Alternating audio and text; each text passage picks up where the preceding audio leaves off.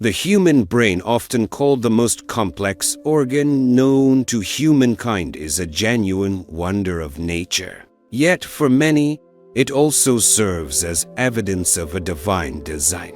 This intricate network of neurons and synapses is not just a passive processor of information, it is a dynamic, ever-evolving system that responds to every facet of our existence.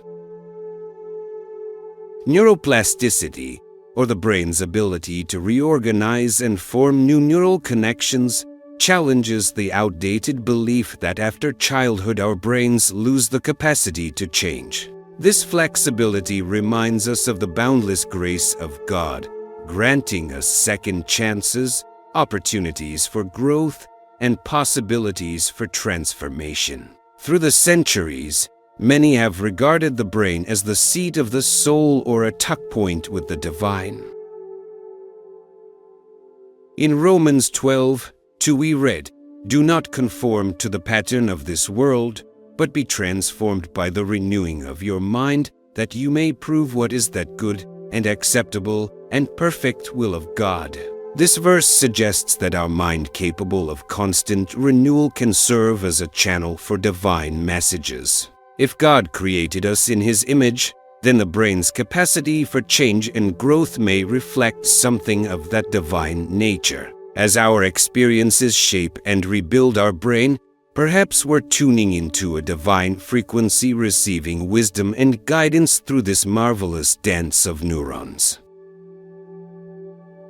Ancient texts such as the Vedas, the Torah, and the Quran often speak of transformation, rebirth, and the pursuit of wisdom. The brain's ability to form new pathways, to learn, and to heal is perfectly in tune with these spiritual principles. If our brains can recover from trauma and learn from life events, it's plausible that this organ was crafted to perceive and comprehend divine messages. Just as a radio receiver can be tuned to a certain station for clear reception, so can our minds, through neuroplasticity, become ideal conduits for God's subtle signals. Another fascinating aspect is how our decisions and surroundings influence the brain. In spiritual practice, we are often taught to surround ourselves with kind people and to avoid negative influences. The brain, likewise, thrives or dwindles depending on its environment and our choices. In a spiritual sense, the pursuit of wisdom, patience, and love is a path toward God.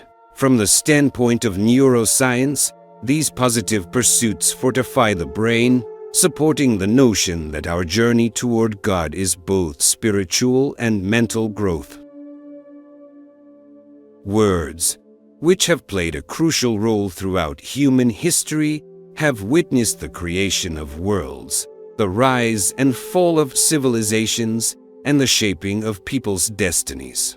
Closely tied to our emotions, words have the power to heal or destroy, uplift or demean, unite or divide. This influence of words shows itself not only in how we relate to others but also in our spiritual lives, where words serve as an irreplaceable tool for communion with the divine.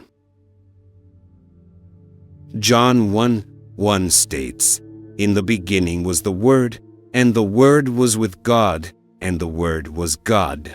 This sacred link between words and God emphasizes their divine nature. Words spoken with love and understanding can illuminate our path, opening our hearts and minds to a heavenly resonance. Conversely, words filled with hostility or scorn can cloud our vision and impede spiritual growth. Our words and emotions are perpetually interwoven, just as ancient scriptures caution us about careless speech. Modern neuroscience underlines the impact of our words on our emotional state. When we're tempted to lash out in anger, it's vital to recall that it affects not only the person at whom the words are directed but also ourselves. Psalm 18:1 reminds us, May the words of my mouth and the meditation of my heart be acceptable in your sight, O Lord. This verse underscores how critical our words and thoughts are for spiritual communication with God.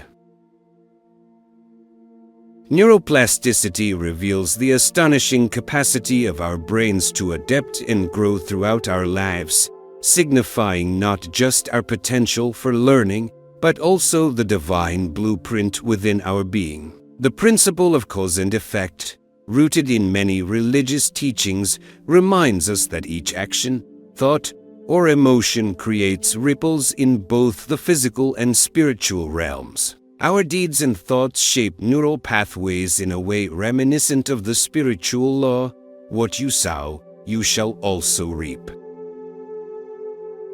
When we sow seeds of kindness, compassion, and love, we not only nourish our own souls but also invite God's blessings into our lives. Humanity is endowed with free will, and every choice, conscious or unconscious, shapes our journey. On that journey towards spiritual maturity, with each decision, we have the chance to move closer to God or to stray, seduced by fleeting pleasures. Recognizing this divine gift of choice helps us live more consciously and richly in faith.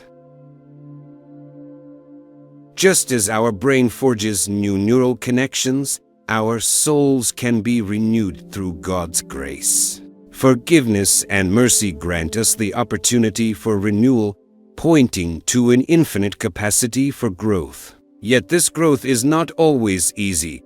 Both our minds and our souls are susceptible to external influences, and resisting temptations or distractions requires conscious effort. When one path closes, God opens another, directing us to new avenues for development and learning.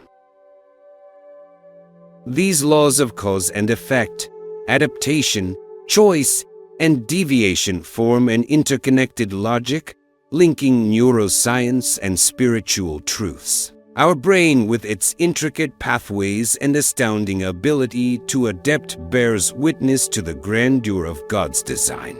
Could it be that God is always speaking to us, and we need only tune our minds and hearts to hear His voice?